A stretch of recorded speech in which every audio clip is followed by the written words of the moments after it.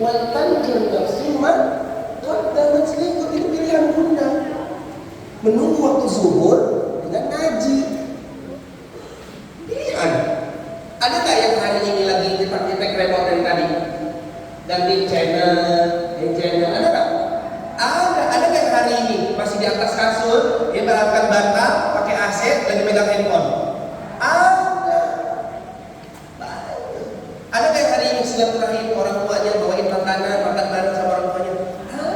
Jadi semua itu pilihan nggak? Pilihan. Allah kasih waktu dari subuh ke zuhur, ngapain?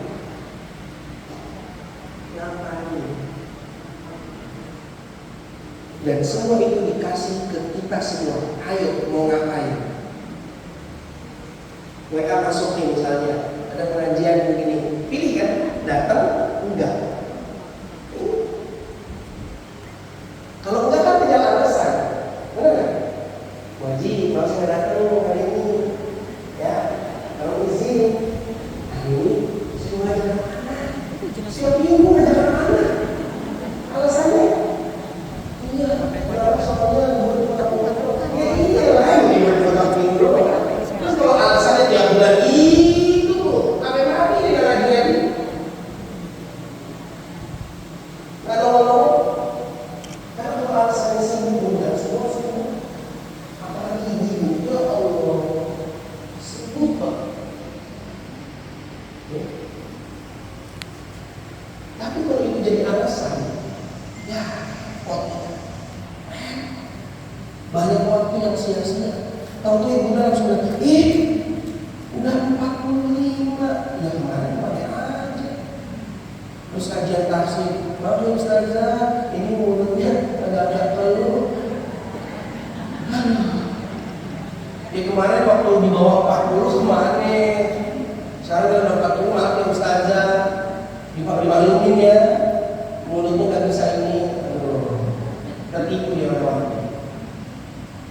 Hanya kalau ibu sudah tahu kaidahnya, ya ini hari ini kan saya kasih bocoran langsung dari Allah, bocorannya. Wal tanjur nafsu ma qaddamat. Perhatikan kehidupan muda. Berarti kan muda serius kan? Dikasih waktu panjang, berapa jam nanti dari subuh sampai ke zuhur? Berapa jam? Sekarang subuhnya lagi pagi banget kan? Anggap setengah 5 selesai kita aktivitas subuh dengan zikir pagi. Anggap selesai. Setengah 5, setengah 6, setengah 7, setengah 8, setengah 9, setengah 10, setengah 11, setengah 12. 7 jam.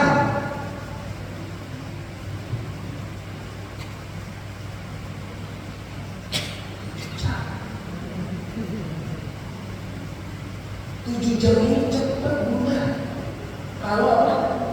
Nggak dimanfaatin. Tahu tidak? Maka siapa yang bisa mengatur 7 jam ini? Kapan waktu bunda masak? Kapan waktu bunda ngurus anak? Kapan waktu bunda ngaji? Kapan waktu bunda baca Quran? Kapan waktu bunda murojaah? Kapan waktu bunda nyuci? Kapan waktu itu semua siapa yang atur? Kita sendiri. Ada orang yang menghabiskan 7 jam di dapur masak apaan tuh?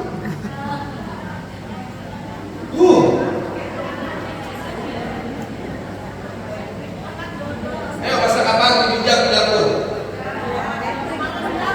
Catering bener. Bukan catering. Bisnis online jangan-jangan itu dia. Catering. Lama Ustaz, belum nyarinya, belum punya. Bisa nggak kita manage dulu? Mas harusnya bisa kok, ya kan? Masak 1 jam, bisa nggak? Bisa. Kalau yang udah selesai angkat tangan, udah coba kayak gitu. Lah masa 7 jam ini tidak terus? Padahal 7 jam itu kan ada waktu duha, ada waktu bunda sama anak usia 0 sampai 7 tahun, ada waktu bunda untuk baca Quran, baca surat subuh. Ada waktu bunda untuk takzim sama suami sebelum berangkat kerja, nyiapin ininya dan lain sebagainya. Nah kalau itu 7 jam membuat alasan bisa.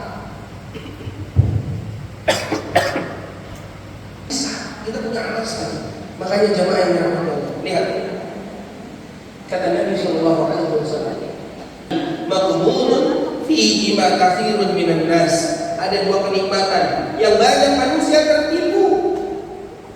As-sahhatu wal faragh, yaitu sehat dan waktu luang.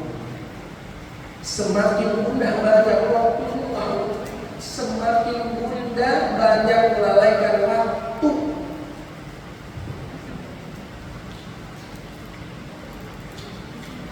Betul nggak? Makanya Bunda tuh sebenarnya adalah orang yang paling sibuk, bahkan sampai malam hari. Tuh, makanya kalau Bunda nggak bisa manajemen waktu dengan sebaik-baiknya, akhirnya di waktu-waktu produktif justru Bunda tidak lagi punya tenaga atau punya effort yang tinggi. Di waktu itu wajib sholat jadi capek, benar nggak? Padahal itu kan waktu produktifnya, waktu yang benernya. Coba dong sekarang masaknya di manage, di maintenance, nyuci bajunya di manage. Sekarang udah ada mesin cuci. Ya, bukan ini lagi. Ya dibagi. Anggaplah kita punya bisnis laundry gitu. Kalau memang kita nggak pakai laundry, ini kapan baju yang ini kapan baju yang ini. Sehingga Bunda nggak begitu letih ketika di waktu produktif, waktu ibadah. Kan penting waktu ibadah Bunda harus khusyuk. Ini pas waktu ibadah Bunda aja jadi nggak khusyuk, coba. Kenapa? Masih nyalain kompor. Darah kecil dulu harus tinggal sholat. Udah ya. Allah.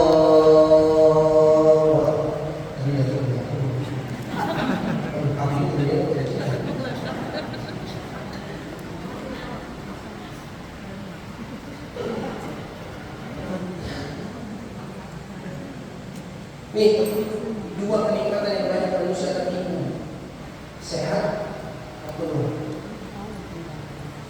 Jangan nunggu kalau udah sakit, Bunda, ya Allah, dikasih sariawan, Bunda nggak bisa dirawat. Dikasih sariawan 3 aja, gusi 1, lidah 3, 4 gitu. Ayo ngomong gimana? Aduh, udah sakit banget, udah ngomong. Ngomongnya begini. Ngomong dalam begitu, karena kalau dalam begitu nggak bisa begitu.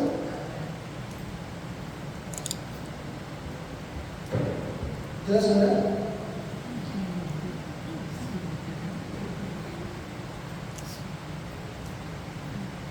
Masih bisa jalan kan semuanya? Mumpung masih bisa jalan, kalau ada pengajian. Undang-undang ada apa? Saya bedain, kan nggak ada dadakan. Kecuali kalau memang ada agenda duluan dan udah biasa mengagendakan, nggak ada dadakan. Nanti ada kajian bulan depan, kan bulan depan. Agenda itu, saya ngaji sebulan sehari doang. Bulan ini ngaji di Al-Falah, masing-masing ada MT. Buletin setiap seminggu sekali doang. Ngaji di MT. Jangan pas ngaji bikin kegiatan. Yang nggak ngaji. Waktunya ngaji udah apa? Gua agendain ke puncak. Ya. Milih mana? Ngaji ke puncak. Ya puncak. Ngaji bakal paling ini lagi. Jadi nggak paling orang ini lagi. Ya paling juga seperti isinya di sholat di pas lagi. Biasa. Kan kayak lagi kalau puncak kan saya bisa pilih, bisa ini, bisa bablas segala macam. Padahal ngeluarin duit mau. Padahal ngeluarin duit mau. Tapi belum mau lewat, ya duit lagi. Tahu nggak kalah duit lagi. Tuh kan, minta duit lagi. Tapi kurangnya juga minta duit lagi. Ngaji begitu nih coba. Padahal kalau puncak habis duit 1 juta apa biasa aja. Kenapa? Puasnya salah Bu. Tapi insya Allah bukan di pengajian sini ya. Saya lagi ngomong tuh umum, bukan ide pengajian sini, jadi jangan tersinggung. Nah, saya kan lagi ngomongin hadis ini, benar nggak? Mumpung kita masih bisa jalan, coba kalau kita nggak bisa jalan udah. Siapa yang mengatakan kita pakai kursi roda buat ngaji? Siapa? Nggak ada. Akhirnya cuma tinggal buka YouTube dengerin pengajian dari YouTube saja. Itu pun masih bagus. Kan tadi PR kita apa? Wala tamutunna illa wa antum muslimun. Gimana kita bisa wala tamutunna illa wa antum muslimun kalau kita nggak punya ilmu kan? Yang sholat seadanya, bacaan sholat aja dari takbiratul ihram sampai inna hamidul majid kita nggak tahu maknanya. Apa arti subhana rabbiyal a'la? Apa arti subhana rabbiyal azim? Apa arti Allahumma ba'id baini? Apa arti Allahu akbar kabira? Apa arti al-fatihah? Puluhan tahun kita nggak ngerti apa yang kita baca.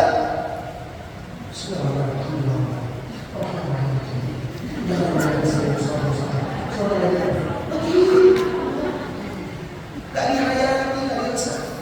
Makanya wajar kalau masih ada orang sombong. Kalau masih ada orang sombong, berarti masih ada orang yang salah soalnya. Ingat, sebelum kita sakit, manfaatkan betul waktu dengan sebaik-baiknya. Ya, manfaatkan. Makanya pernah dengar kan ya?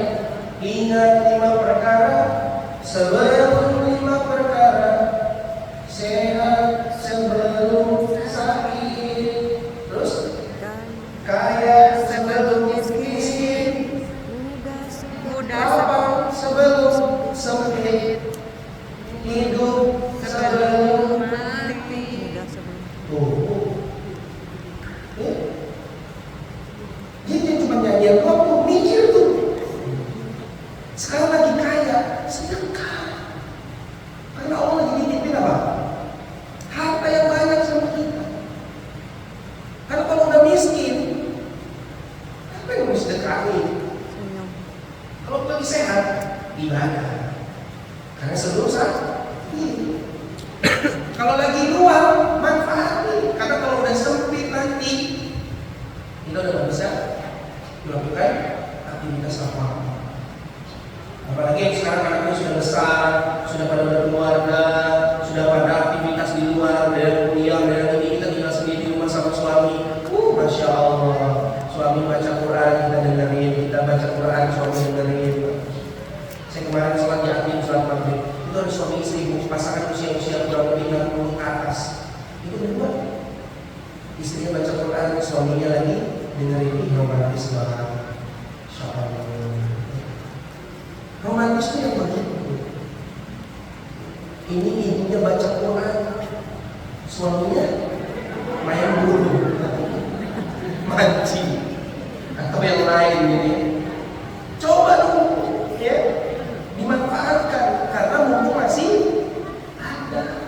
Kalau udah nggak ada, ya, dan kita udah lapang tuh waktunya, di waktu itu udah lapang, udah nggak mikirin apa nyuci baju anak, udah nggak mikirin apa segala macam, udah tinggal hidup berdua kan. Harusnya bisa lebih apa?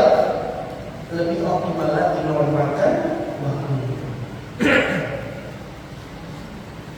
Ibnu Battuah mengatakan, seseorang tidaklah dikatakan memiliki waktu luang hingga badannya juga sehat. Barang siapa yang memiliki 2 nikmat ini, yaitu waktu senggang dan nikmat sehat, hendaknya ia bersemangat. Jangan sampai dia tertipu dengan meninggalkan syukur pada Allah atas nikmat yang diberikan. Bersyukur adalah dengan melaksanakan setiap perintah dan menjauhi setiap larangan Allah. Barang siapa yang luput dari syukur semacam ini, maka dialah yang tertipu. Jadi siapa pun orang yang tertipu menurut ulama ini, mereka yang tidak bersyukur dikasih waktu. Ketika Allah kasih waktu usianya dipanjangkan sampai usia puluhan tahun, tapi larangan dan perintah Allah diabaikan. Masih nggak ada solusi-solusi yang nggak pakai ilmu, ya Allah.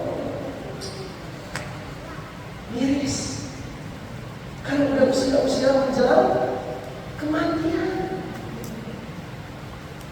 Malu sama anak kita, Masya Allah, yang cantik-cantik ini. Mereka di usia segini sudah pakai kerudung, sudah tutup aurat. Usia puluhan tahun,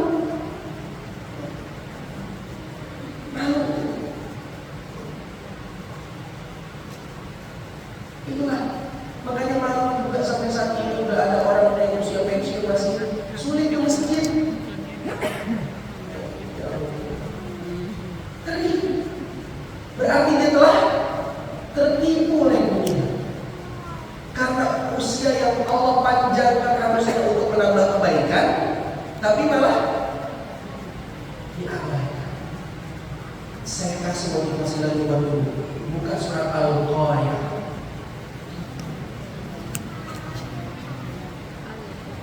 Surat 101. A'udzu billahi minasy syaithanir rajim.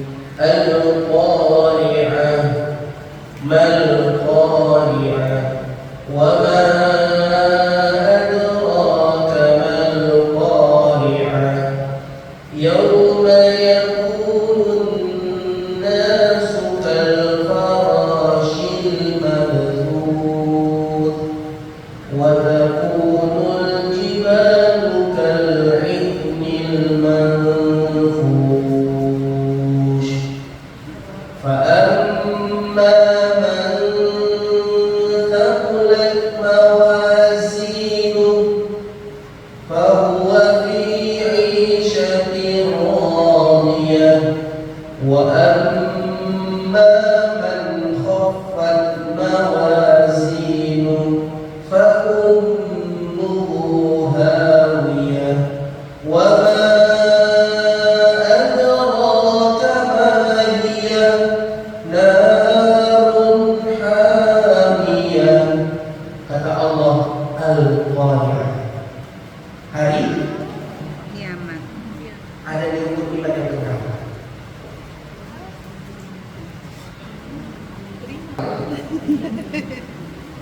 Hari kiamat itu bagian daripada rukun iman, percaya bahwa hari kiamat itu datang. Mal Qari'ah, kata Allah.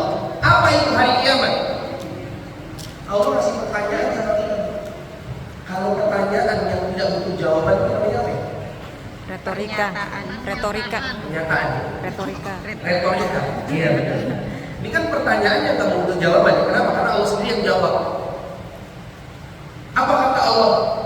Yauma yakunun nasu kal farashil mabthooth.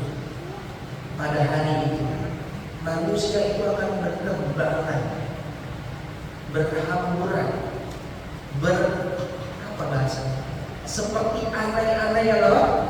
Keterbang. Larang-larang yang di atas ini tuh. Kayak begitu nanti manusia. Bingung. Ya kan kalau larang terbang gitu aja kan. Tujuannya kemana dia tuh? Udah gitu-gitu aja. Kalau ada air di bawah itu terbang gitu. Kayak gitu manusia. Wa takunul jibal kal 'ainil manfus. Dan gunung itu seperti kapas. Tahu kapas itu? Ketika ditiup, itu gunung. Itu nanti hari kiamat. Makanya jangan sampai kita bertemu dengan hari kiamat. Tahu? Ya. Jangan. Nggak bisa dibayangkan. Ya nggak usah jauh-jauh deh. Orang yang kemarin di stadion yang sebegitu aja itu gambaran, ya, di stadion Kanjuruhan. yang itu Kanjuruhan. Malang. 16 mata ini buat aku jibal kalahin manfus, gunung itu akan hancur seperti kapas yang dilukai. Kayak gimana coba kondisi kita? Makanya dalam surat Abasa, Yauma yafirul mar'u min akhihi. Pada hari itu kita lari dari saudara kita. Wa ummihi wa abihi, dari ayah ibu kita. Saking sibuknya kita dengan diri kita sendiri. Wa sahibatihi wa bani, kita tinggal di bestie kita dulu waktu di dunia. Udah gak ingat lagi, bestie saya mana? Oh udah. Pergi kita dari bestie itu. Kita cari apa? Keselamatan sendiri. Ya. Tapi lihat ini ayat selanjutnya. Apa kata Allah? Fa amma man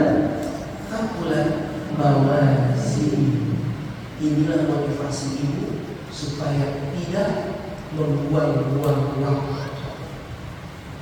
Apa artinya di situ? Adapun orang-orang yang berat timbangan kebaikannya. Berarti walaupun nafsun maqaddamat lidwakani. Tujuannya untuk apa pun? Memberatkan timbangan amal kebaikan. Itu fokus. Jadi kalau baca Quran, yang maksudnya baca Quran. Baca Quran ini untuk memberatkan timbangan amal kebaikan. Dan masa kayak sedekah. Sedekah ini untuk memberatkan timbangan amal kebaikan. Apa kata Allah? Fahuwa fi aisyatin radiyah. Maka dia berada dalam kehidupan yang memuaskan. Aina gimana? Syurga. Jadi kalau nanti pada saat amal kita ditimbang dan timbangan kebaikan kita lebih berat, maka dia akan mendapatkan kehidupan yang memuaskan. Di mana kehidupan yang memuaskan di akhirat itu? Di surga. Tapi sebaliknya, wa amma man khaffat mawazinu, yaitu orang yang timbangan keburukannya, kebaikannya ringan. Artinya dia jarang amal soleh, atau kalau pun dia beramal soleh, amal solehnya tidak diterima. Yang ringan pun berapa mana? Berapa mana? Kanan. Kenapa? Penuh. Nah, ini logika. Lah kalau amalan ibu yang ini, apa kata Allah? Fa ummuhu hawiyah wa ma adraka ma hiya. Apa itu neraka hawiyah? Narun, api yang sangat panas. Berarti fokus kita banyakin mana? Kalau amal kita mungkin terasa masih segini, tugas kita apa? Penuhin. Makanya nggak ada waktu, guys.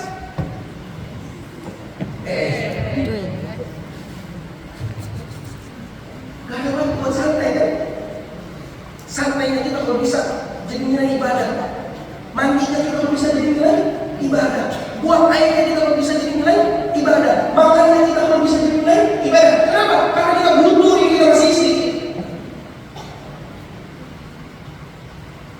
Enggak sih. Saya haji, ya umroh. Sholat masjidil haram, Ustaz, status.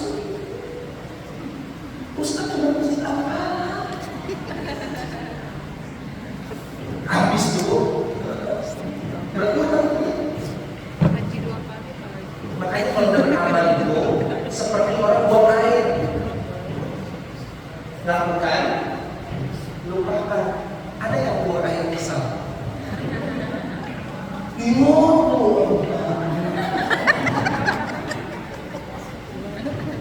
Tapi kalau berbuat kesalahan, jangan dilupain. Istighfar, mohon ampun, jangan ditunda sebelum bunda tidur. Pokoknya kalau bunda belum istighfar di hari itu, jangan belum tidur. Kenapa bunda? Takut nggak bangun. Doa bunda mau tidur apa? Bismillah. Apa artinya?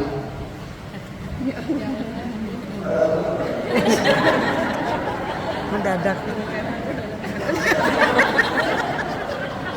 Hidup aja sih Pak. Dengan menyebut nama Allah aku hidup.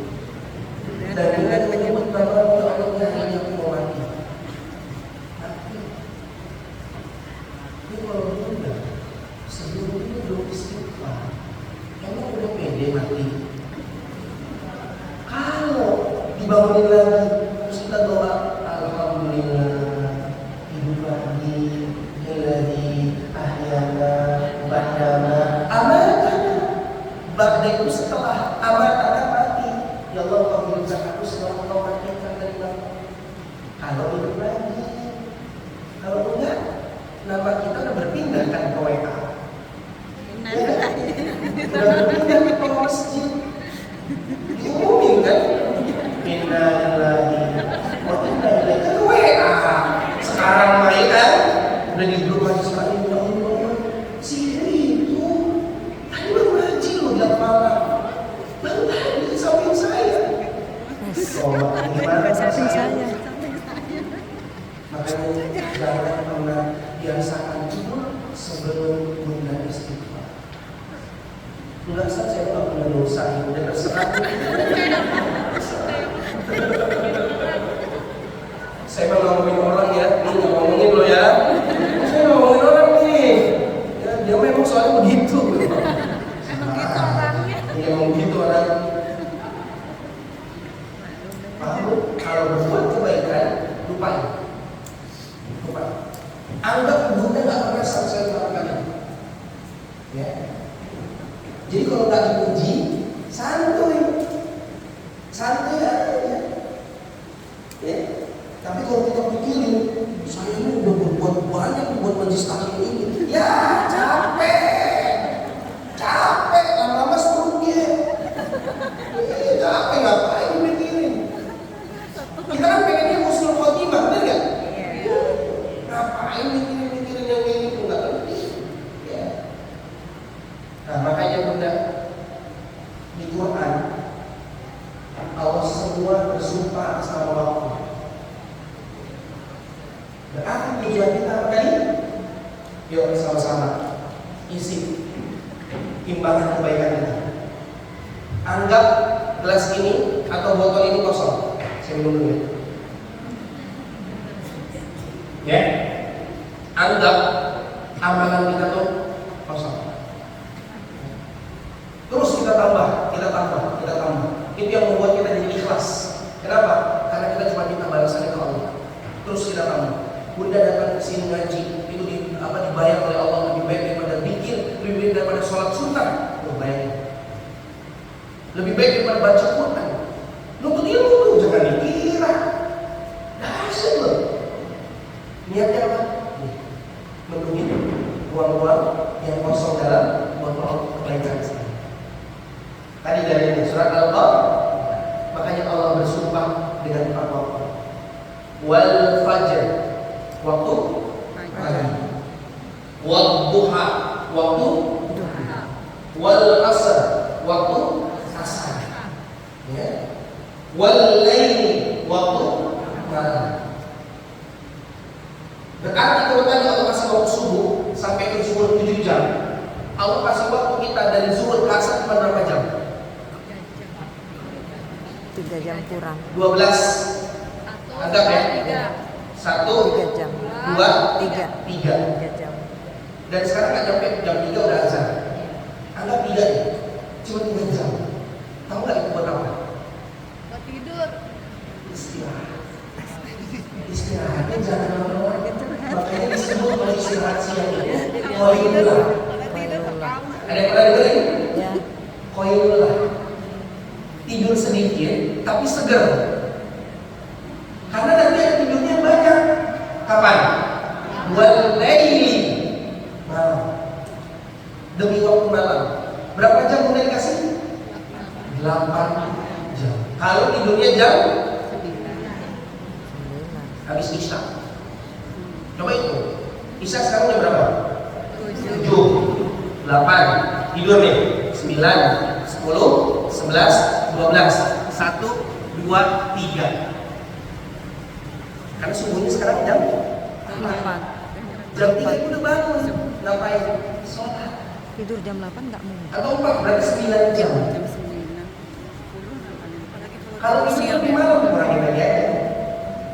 Kalau tidurnya lebih malam lagi, kurangin lagi aja. Jadi yang salah Allah yang kasih waktu atau kita? Kenapa sih subuh pagi amat baru malam yang udah tidur jam 2? Kata Allah, itu salah saya gitu. Salah gue. Yang salah. Gini ya. Salah gue. Gitu. Nonton drakor nggak kelar-kelar. Bagus bukan ibu sendiri kan?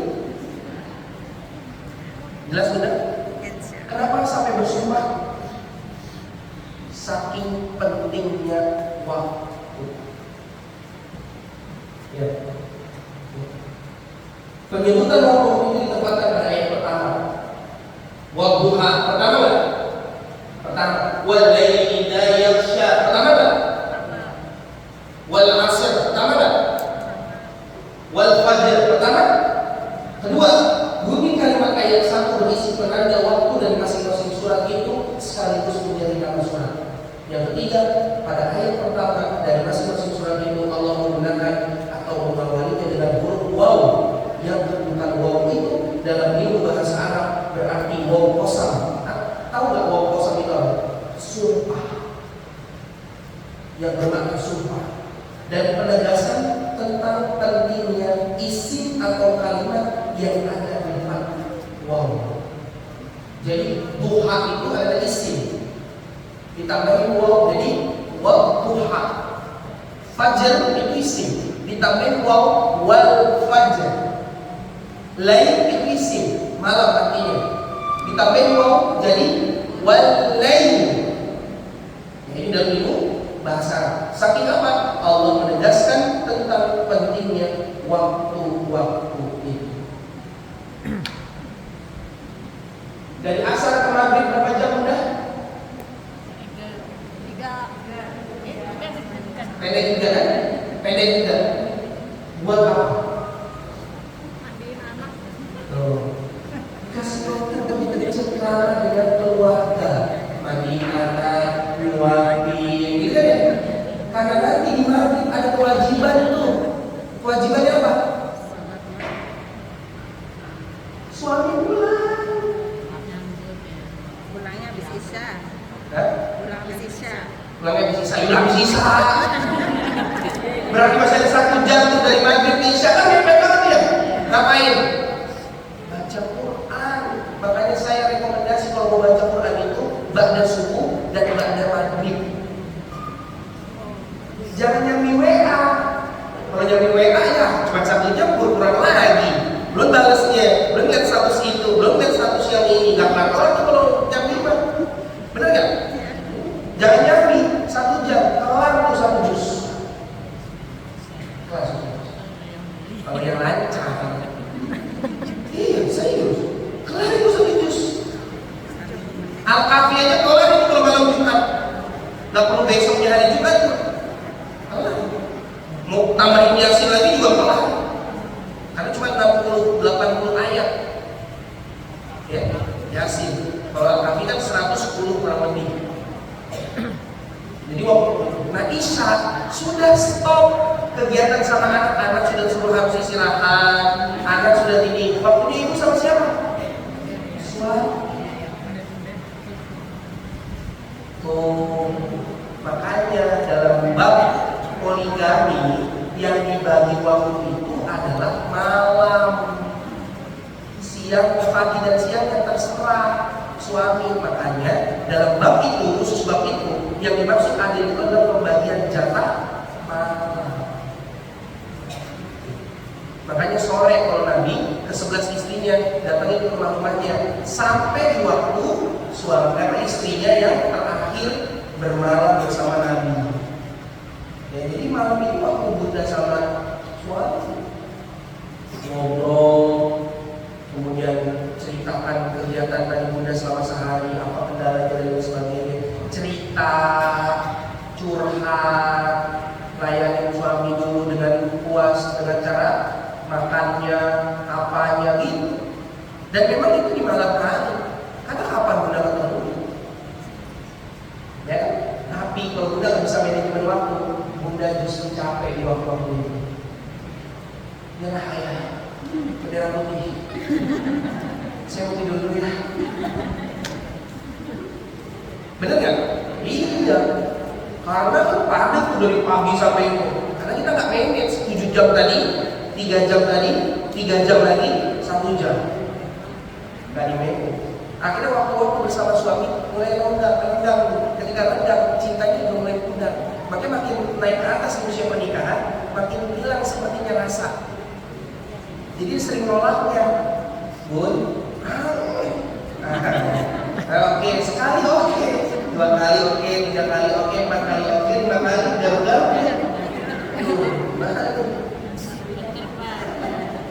Gitu ya. Oke. Nah ini sumpah Allah demi waktu-waktu tersebut menunjukkan bahwa siklus manusia itu tidak ada menjadi ada dan pada akhirnya menjadi tidak ada kembali. Tapi gimana caranya masaknya? Sambil zikir. Potongin sayurannya sambil zikir. Ngurus anaknya sambil zikir.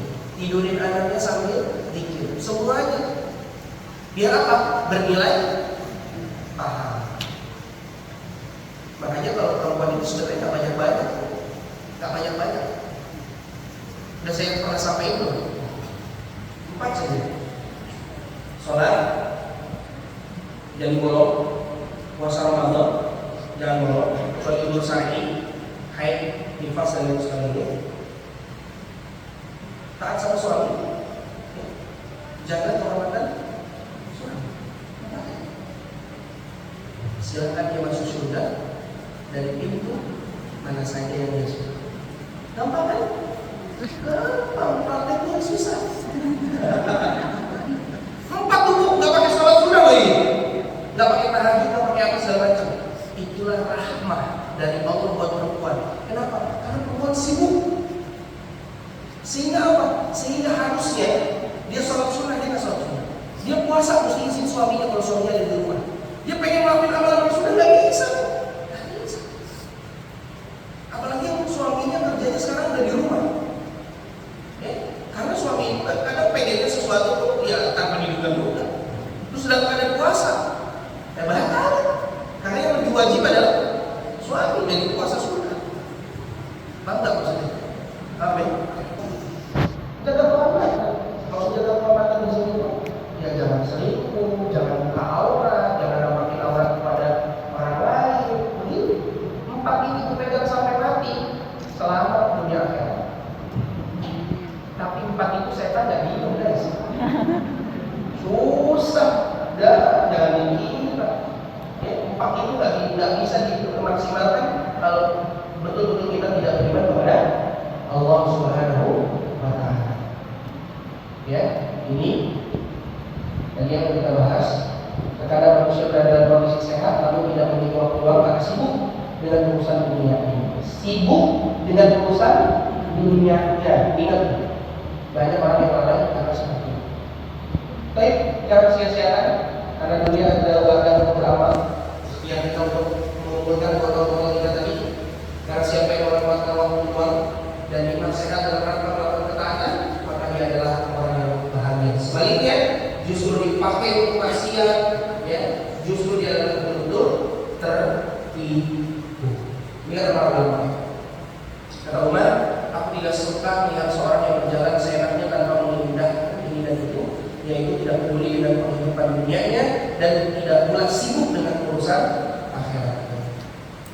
Terakhir, ya, kata Ibnu Mas'ud, aku sangat membenci orang yang menganggur, yaitu tidak punya amalan untuk kehidupan dunianya ataupun akhiratnya.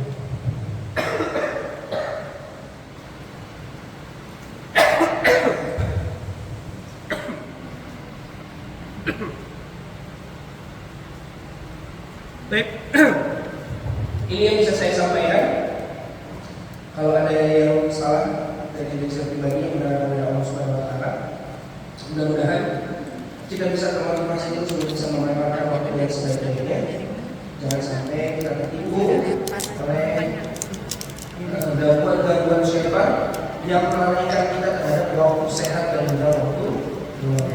Barakallahu fikum.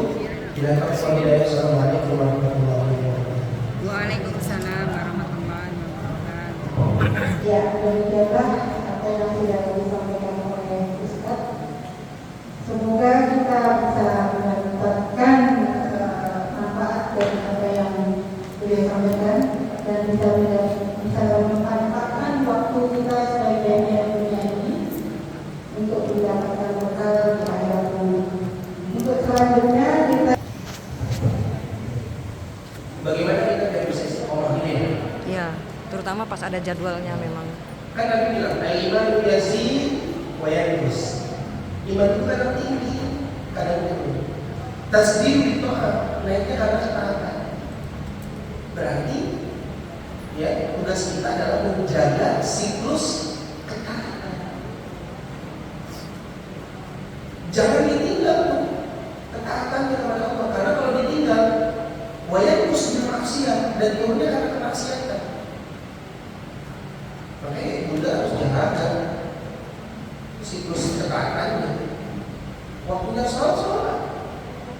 Ya. Lagi haid kan nggak sholat. Oh, Lagi haid nggak sholat. kenapa? Lagi haid nggak sholat. Nah, kalau lagi haid kan memang bedanya seperti itu. Ya. Tapi bukan berarti terus kemudian kita tidak zikrullah. Orang lagi haid boleh nggak zikrullah? Boleh. Boleh. Ya. Maka apa kata Allah dalam Quran? Ala bidzikrillahi tatma'innul. Itu yang membuat hati orang PNS itu jadi tenang. Kenapa? Zikrullah. Kalau dia udah PNS, dia haid, terus kemudian dia nggak sholat, dia nggak berinteraksi dengan Allah Subhanahu Wa Taala selama 7 hari, 14 hari, wajar saja kalau syaitan lebih dekat kepada dia. Kenapa? Dia lagi kondisi kotor. Benar kan? Makanya uring-uringan, sensitif, ya, semua jadi kena. Padahal masalahnya cuma ada di diri kita. Jadi pada saat PMS, pada saat kita haid, perbanyak zikrullah. Dan kalau bisa jangan tinggalin Quran. Itu handphone, ketik YouTube, murotal, nyalahin sambil nyapu, masuk kalimat-kalimat Quran. Yang ini lagi PMS, yang dibuka Ojo Bandingke, yang dibuka dangdut, yang dibuka lagu ini, lagu itu. Ya makin-lah kita jauh. Harusnya pada saat kita sedang down, kita lagi PMS, kita lagi kotor, kita lagi tidak bisa beribadah, maka disitulah harusnya ya kita tetap menjaga stabilitas keimanan dan ketaatan kita. Walaupun kita dalam kondisi tidak beribadah. Gimana caranya? Tadi tetap berzikir kepada Allah. Baca Quran boleh nggak? Boleh nggak? Boleh. Kalau lagi haid baca Quran boleh nggak? Boleh. Ada ulama ini bilang boleh, ada ini bilang nggak boleh. Yang benar yang mana? Ada tiga pendapat. Yang ikut mazhab. Satu haram. Pendapat Imam Syafi'i haram. Orang lagi haid, lagi nifas, haram baca Quran dan menyentuh Qurannya. Ada pendapat kedua. Boleh.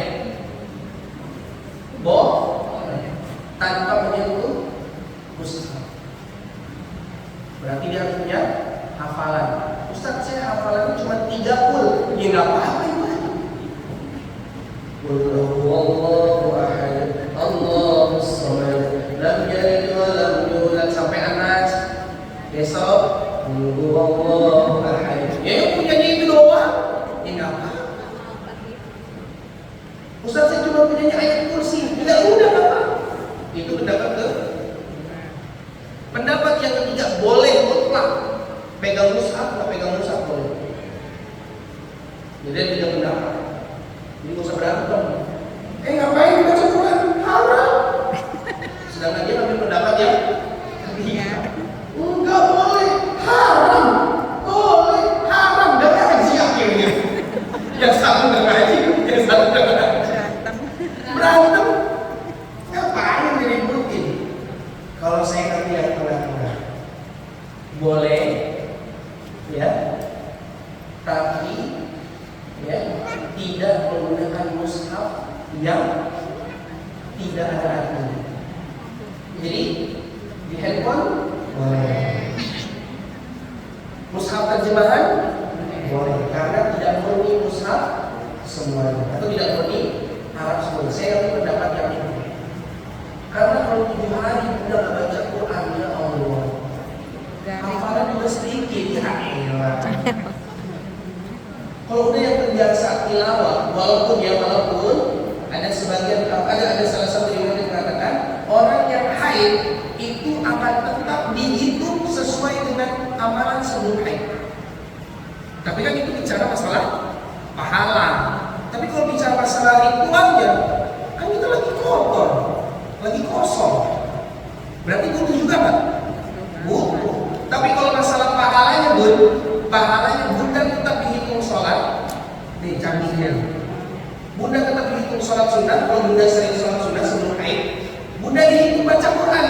Kalau bunda sebelum haid sering baca Quran, itu balasannya. Jadi bunda nggak perlu takut kehilangan amal. Enak ya, laki-laki bisa amal terus, bisa itu terus. Perempuan ada haidnya, ada yang liburnya, ada yang ini. Padahal kalau libur tetap dapat pahala. Tapi karena kita butuh ritualnya tadi sebagai asupan nutrisinya, maka silakan mau ambil pendapat yang mana. Tadi yang haram berarti cuma zikir aja. Subhanallah, alhamdulillah, wa la ilaha illallah, wallahu akbar. Atau subhanallah bihamdi, subhanallah bihamdi, subhanallah bihamdi, subhanallah bihamdi. Atau zikir pagi dan petang saja jangan ditinggal. Silakan. Alhamdulillah, walhamdulillah, la ilaha illallah, wahdahu la syarika lahu. Ya, karena itu kalau mendapat pendapat yang mutlak haram yang pertama. Tapi kalau saya ngambil pendapat yang agak benar, boleh baca Quran, boleh pegang mushaf, tapi mushaf yang ada di handphone atau mushaf yang ada terjemahan Quran artinya. Wallahu a'lam bishawab. Jadi jangan tinggalkan 100% ibadah. Yang kedua, apa itu? Doa. Doa. Rabbana la tuzigh qulubana ba'da idh hadaytana wa hab lana min ladunka rahmah innaka antal wahhab. Itu jawabannya. Ntar saya share. Dua. Allahumma ya muqallibal qulub tsabbit qalbi ala dinik. Allahumma ya musharrifal qulub syarrif qulubana ala ta'atik. Itu doanya.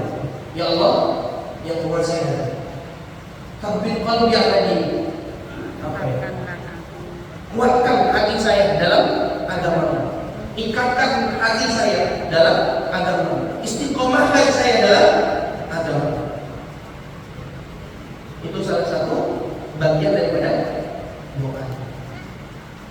Makanya jangan pernah lama-lama keluar dari lingkaran kebaikan. Tapi kalau sunatullah karena kita bekerja, kita pakai teroboh, tapi tetap makanya ada rutinitas ketemu teman-teman salihah. Jangan di pasar mulu, jangan di kenabang mulu, jangan di kantor mulu. Luangin waktu seminggu sekali ketemu sama teman-teman salihah, lihat wajahnya aja udah sejuk. Apalagi kalau dia baca Quran, dia ingetin kita, dia nasihatin kita, Masya Allah. Dan jadi orang muslim itu jangan terlalu baperan. Dinasihati, ngambek, kamu rajin lagi. Enggak, harus habis dia begitu. Padahal saya dari dulu kan. ya. Tapi karena dia tersinggung gitu kan, baper, nggak ngaji lagi. Yang rugi siapa? Sendirinya. Tapi kalau bukan yang nggak paham, tanyain saya, jangan mengurutu di kiri kanan. Tanyain, saya nggak ngerti, nggak paham gitu. Bukannya Ya, gitu banget. tadi saya tersinggung, apa nggak apa-apa. Padahal kan saya nggak nyebut nama, kan? Iya, kalau saya nyebut nama, kalau benar boleh kan? Wallahu a'lam. Gitu ya, udah ya, udah terjawab. Terima kasih atas pertanyaan dan jawaban dari Pak Ustaz. Ibu mungkin siapa yang bertanya? Satu menit. Maaf diri. 1 menit lagi. Iya,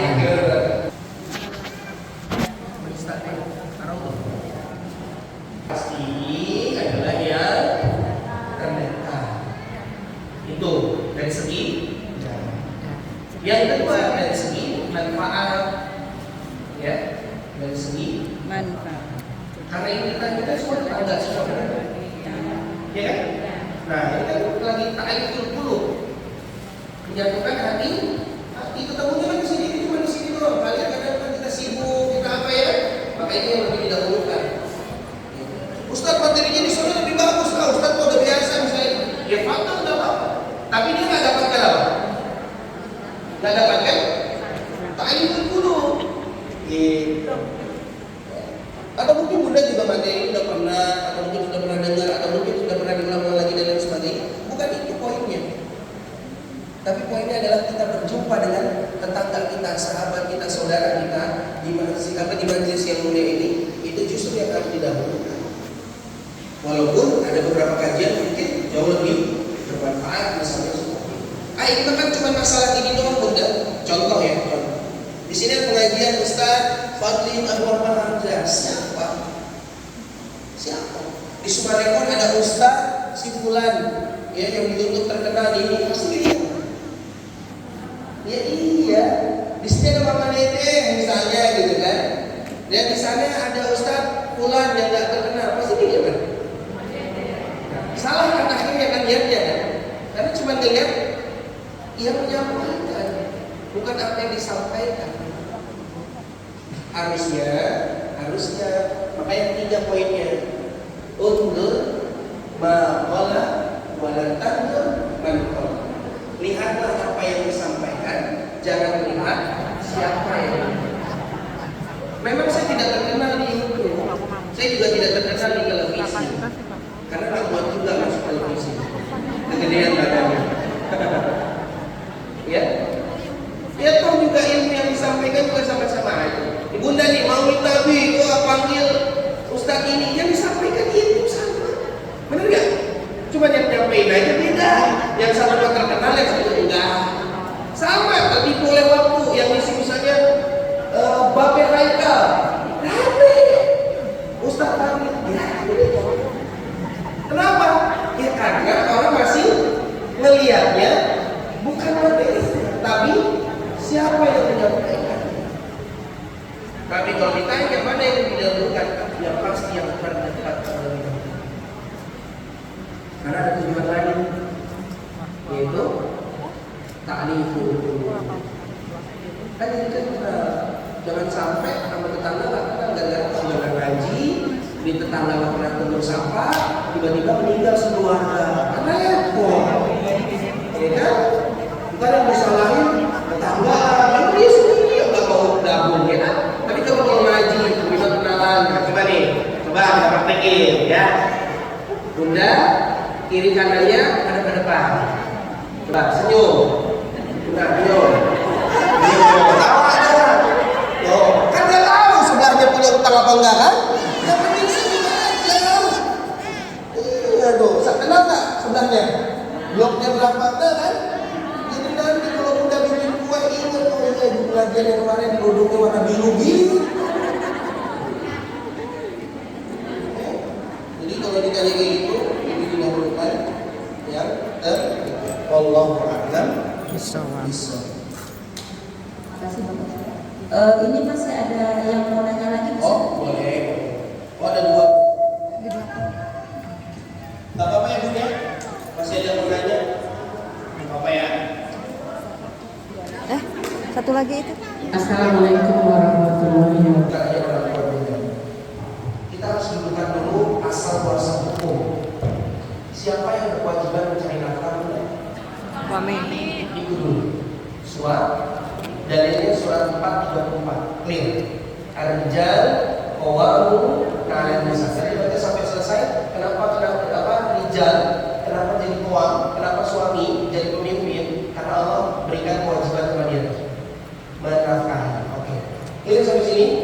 Berarti Bunda tidak memiliki kewajiban untuk mencari nafkah. Saya kena satu. Saya semua harga diri saya di mana?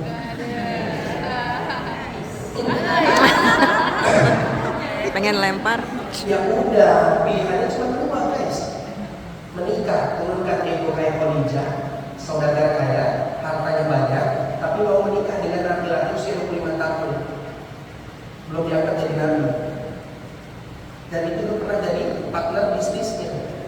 Kalau Khadijah mungkin ya mau nolak,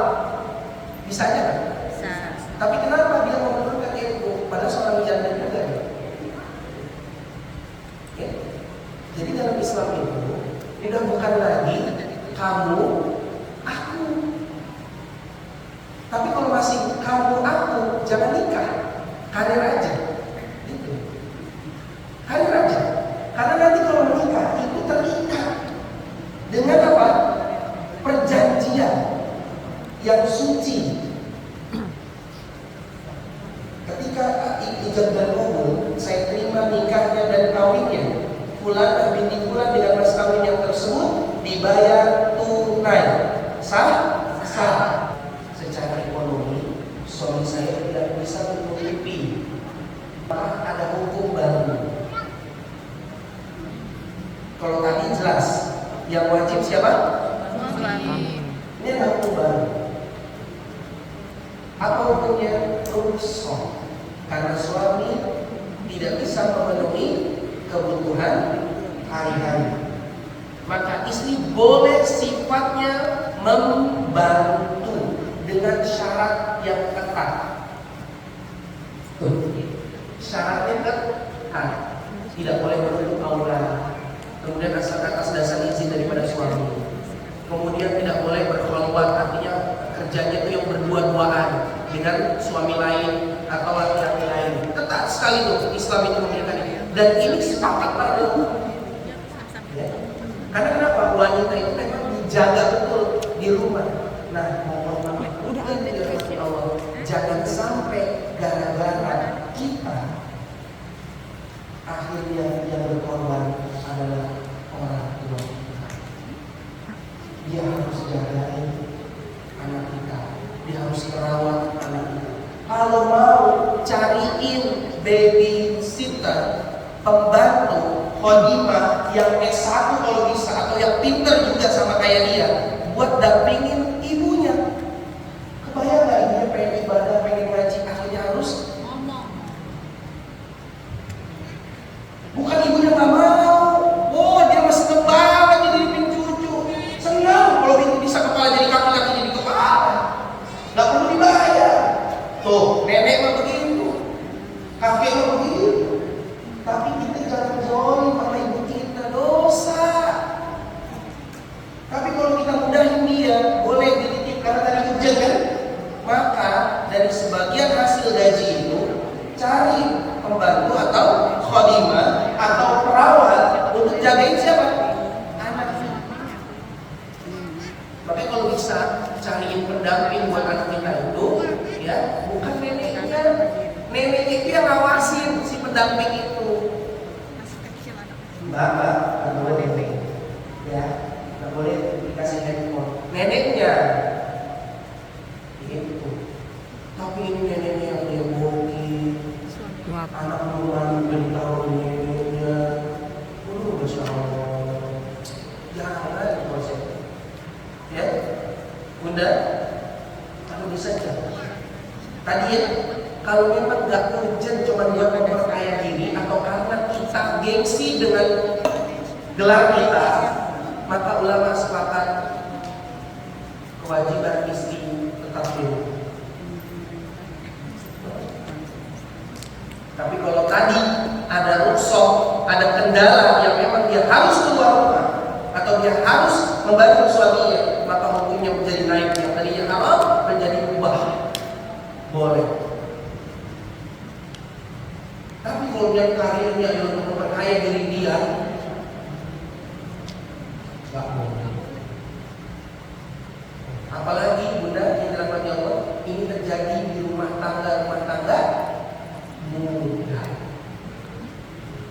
Rumah tangga muda itu adalah seperti bola kaca, generasi stroberi yang dia mudah sekali memutuskan hubungan.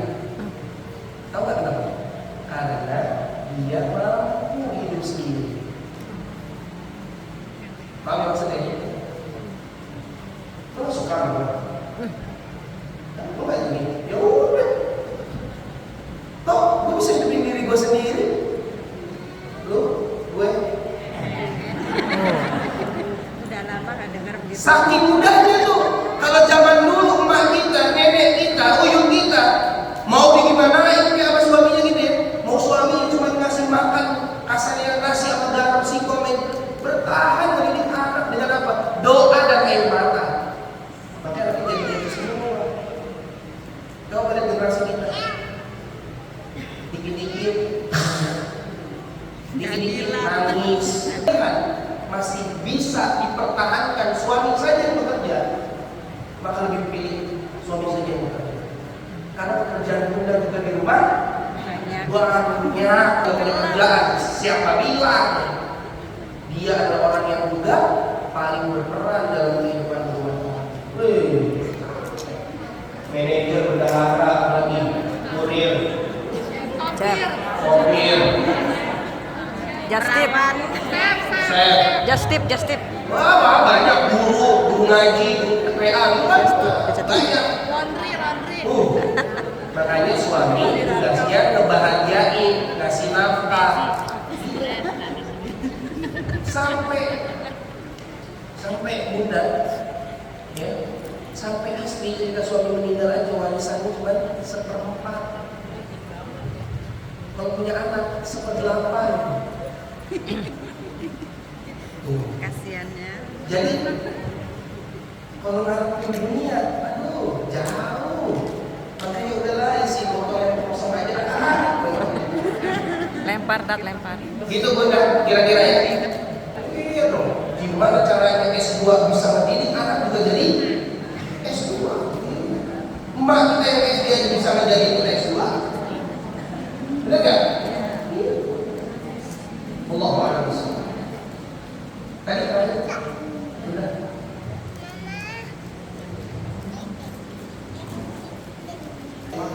Besok itu bukan berarti tahun besok, artinya 2 tahun lagi, 3 tahun lagi, saya harus paham, saya harus bisa. Nah, makanya bunda yang dirahmati Allah, orang tidak akan paham terkait dengan apa yang dia kerjakan itu baik atau tidak, atau berkualitas atau tidak, atau ada perkembangan signifikan atau tidak, kalau setiap harinya nggak punya agenda. Agenda sekolah itu apa? Sekolah ini lagi perkumpulan para guru kan? Iya, agenda sekolahnya apa bu?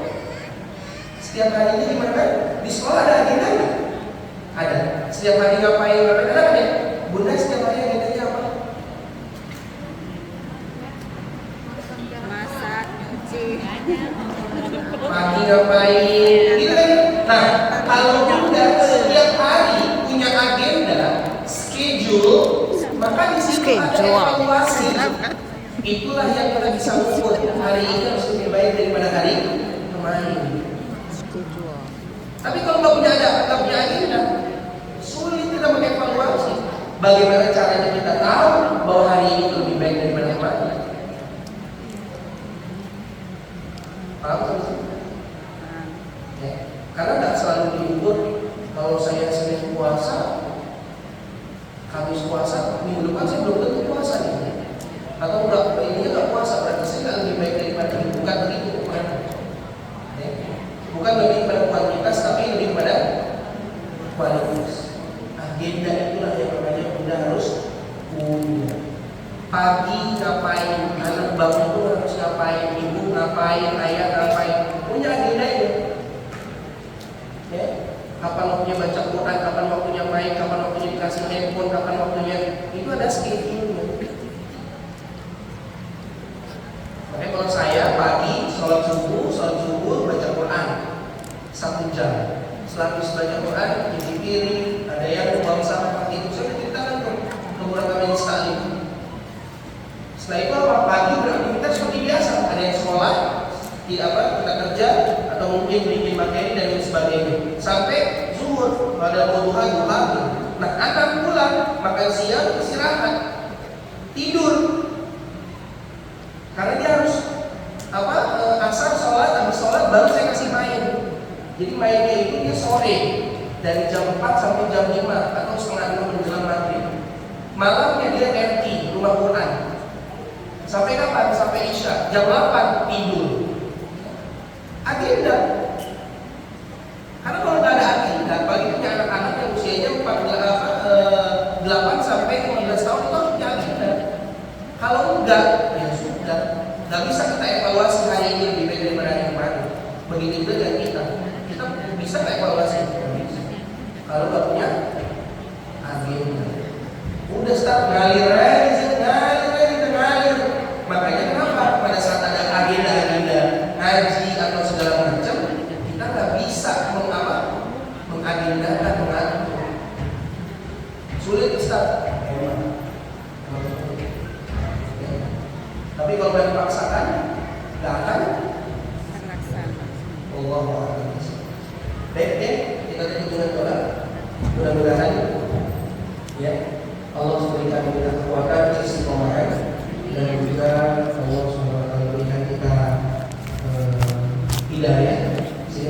bersama semua kebaikan-kebaikan yang kita mustahil. Astagfirullahaladzim, astagfirullahaladzim, astagfirullahaladzim. Allahumma shalli ala Muhammad wa sallim. Allahumma qul lil mu'minina wal mu'minat wal muslimina wal muslimat wal ahya'i minhum wal amwat innaka sami'un qaribun mujibul da'wat. Ya Allah, ya Tuhan kami, ampuni dosa kami ya Allah. Ampuni dosa ini dan ayat kami ya Allah.